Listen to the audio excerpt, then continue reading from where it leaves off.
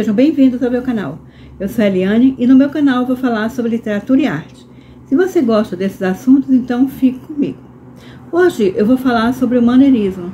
Mas antes de começar, dê o seu like se você gostar, o seu dislike se você não gostar e ative o sininho para receber notificações dos próximos vídeos.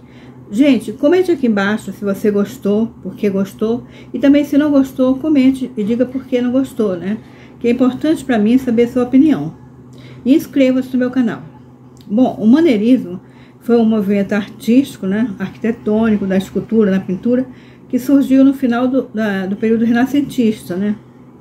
O período renascentista foi um período que mudou muito o aspecto da Europa, do pensamento, tudo, né? Porque, como mesmo o nome diz, renascentismo era para renascer a cultura greco-romana. Eles procuraram os valores da cultura greco-romana, né? Então, surgiu também o antropocentrismo, que é o homem no centro de tudo, né? O que antes era, na Idade Média, era Deus estava no centro de tudo, a divindade estava no centro de tudo. E agora, no Renascimento, a ideia era que o homem era o centro de tudo, o antropocentrismo. Na parte política, houve as navegações, as grandes navegações, né? Que houve a descoberta das Américas, que isso enriqueceu muito a Europa, né? E o centro econômico foi para Espanha, Portugal, né? Para a Península Ibérica, né? Houve também o saque de Roma, que em 1527, né? Que também tem muito a ver com esse movimento artístico, né? Além disso tudo, nós tivemos também a Contra-Reforma, né? A Contra-Reforma foi porque um monge alemão chamado Martinho Lutero, né? Ele resolveu se rebelar contra a Igreja Católica, que era uma igreja hegemônica na época, né? Então ele foi contra as indulgências, né? Indulgências era uma espécie de imposto que a igreja cobrava, usava para construir a igreja e tudo mais, mas falava que pagando aquele imposto você não ia para o inferno, coisas desse tipo, né? Ele se rebelou contra as indulgências, então houve um cisma, né?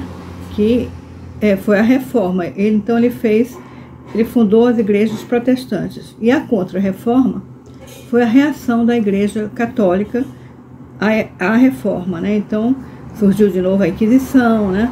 E também isso mudou bastante até a arte e tudo mais. Mas o maneirismo, né? Como eu falei, a arte renascentista tinha chegado a uma grande progresso, né? Eles usavam harmonia, a proporção dos corpos, tudo muito perfeito, muito equilibrado, né? E nesse período do maneirismo, que foi o período final do Renascimento para o século XVI, né? Os artistas queriam inovar, fazer de um jeito diferente, né? Queriam mudar um pouco, né? Então eles queriam fazer a sua maneira, por isso chamava de maneirismo, né? Então surgiu na Itália, mas também depois espalhou-se por toda a Europa e cada um fazia coisas da sua maneira, realmente, mudando as regras, né, de proporção, regras de perspectiva, mudando muitas coisas, né? O precursor do maneirismo, podemos dizer que foi Michelangelo. Você pode ver nesse quadro muito importante dele, que é Leda e o Cisne. Nesse quadro nós temos uma mitologia grega, né? Que a Leda era a mulher do rei de Esparta, que o Zeus, né, que é o maior dos deuses do Olimpo, né, se apaixonou por ela e se transformou em cisne para seduzi-la. Nesse quadro nós temos muitas das características do maneirismo, né? Inclusive as proporções não são muito assim como era antes, né? A proporção grega, tudo mais. E também os corpos, o corpo tanto do cisne como da Leda tem um movimento, né? Meio serpentina, tudo, né?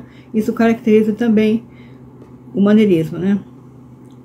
Mas nós temos também um pintor muito importante do maneirismo, que é o Tintoretto, né? Com ele a gente pode ver a última ceia de Tintoretto, e nós podemos fazer uma comparação com a última ceia de Leonardo da Vinci, né? A última ceia de Leonardo da Vinci, Cristo está no centro, né? A mesa está horizontal, tudo, a proporção é tudo muito perfeito. e também a perspectiva. Já do Tintoretto, Cristo não está tão visível. A gente encontra Cristo mais pelo halo, né, que tem na cabeça dele, um halo de luz. Ele está, inclusive, em movimento, ele está oferecendo pão a um dos apóstolos, porque a última ceia é a instituição da Eucaristia, né? Então ele está ali e ele está bem assim, misturado entre os apóstolos, sem haver muita distinção entre eles, né? A mesa está em diagonal, né?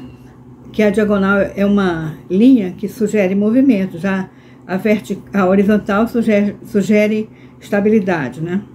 Outra coisa é que Tintoretto colocou em primeiro plano, ao invés de ser a mesa com a ceia, colocou os serviçais, né? Porque a ambientação é numa taberna, então tem garçom, serviçais, tudo estão em primeiro plano, inclusive a dimensão deles, eles são maiores do que propriamente os apóstolos de Cristo, né? Em cima, né, ele coloca anjos, né, que flutuando, né, que parece que são feitos de névoa, né? E tem a iluminação meio na penumbra, né? Nós temos o halo que tem na cabeça de Cristo, que ilumina, e também uma lamparina, né, um lustre também faz uma iluminação, né? Mas é um ambiente, uma cena um pouco dramática, né? Bom, e nós temos também, é muito curioso esse quadro que nós vamos ver agora, que é a alegoria de Vênus e Cupido, ou a alegoria do tempo e do amor, né? Feito por Agnolo Bronzino, um artista maneirista, italiano também. Então, nesse quadro nós temos uma cena, né, da mitologia grega, né? Que é a Vênus, né, beijando seu filho Cupido, né? Num beijo bem erótico, bem erotizado, né? Para entender a cena, como é que a gente vai saber que a personagem é a Vênus? Bom, nós temos que ver quais são os símbolos da Vênus na mitologia grega, né? Uma delas, que está no pé dela, é uma pomba, né? Que é um dos símbolos de Vênus, e outro que está na mão dela, que é a maçã dourada, né? A maçã dourada, para a gente entender a história da maçã dourada que distingue a Vênus, nós temos que ver também uma lenda da mitologia grega, que é o julgamento de Paris, né? Seguinte, estava vendo, né, o casamento de Peleu e Tétis, dois deuses também, né? E havia um grande banquete, né? E a deusa da discórdia, Eris, né, não foi convidada, ficou com muita raiva e tudo, e mandou para o banquete um presente, que foi uma maçã dourada, uma maçã de ouro, escrito para a mais bela. Então, três deusas que estavam lá, Hera, Atenas e Afrodite, que é Vênus, concorreram a esse prêmio, né? E Zeus, outra vez Zeus, né, que é o maior dos deuses, né, não se sentia assim capaz de fazer essa escolha, então deixou isso para que Paris fizesse o julgamento, né? Paris era um mortal, né? Faz parte da história da mitologia, né? Então ele resolveu deixar para Paris essa incumbência, né? Então cada uma das três deusas ofereceram uma coisa para Paris, né? A Hera ofereceu para ele a Europa e a Ásia, né? A Atena ofereceu que ele seria o homem mais sábio. E Afrodite, Vênus, né, disse que daria para ele o amor da mulher mais bela. Então ela recebeu, né? Então nesse quadro nós estamos vendo duas coisas que nós entendemos que é Vênus, a maçã de ouro, a pomba, né? E Cupido, né? Nós vemos que a Vênus está segurando a flecha de Cupido também, né? Então aí nesse quadro nós temos vários simbolismos também, né? Nós temos de um lado, né, um menino muito bonitinho, cor-de-rosa, com pétalas de flores, né, de rosas, para jogar no casal, né? Do outro lado também tem uma menina, né? O rosto de uma menina muito bonita, rosada e tudo, mas que tem o corpo de serpente, né? A cauda de escorpião, né?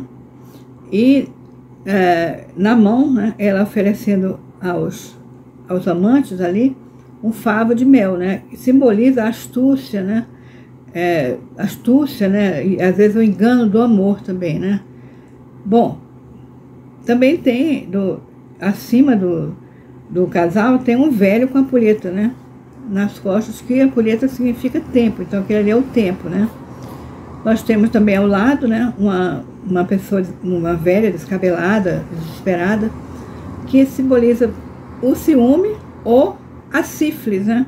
Que a sífilis no século XVI foi uma pandemia e é uma doença sexualmente transmissível, né? E embaixo, desculpe, ao lado tem duas máscaras, né? Assim no chão, a máscara da velhice e da juventude.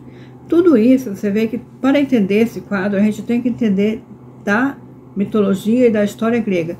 Então, uma das características do maneirismo, que era feito para pessoas, por exemplo, nobres, ou pessoas que entendessem aquilo ali, era muito sofisticada, né? E esse quadro foi encomendado por Cosimo de Médici, né, para dar para o rei da França na época, né? Então, é uma das características, né? Mas nós temos também as esculturas e tudo mais. O maneirismo, como eu falei, em cada região, por exemplo, na França, aqui nós estamos falando da Itália, né?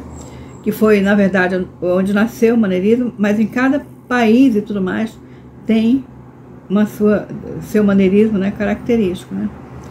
Bom, eu espero que vocês tenham gostado. Se vocês gostaram, muito obrigado por sua atenção e fique comigo no próximo vídeo.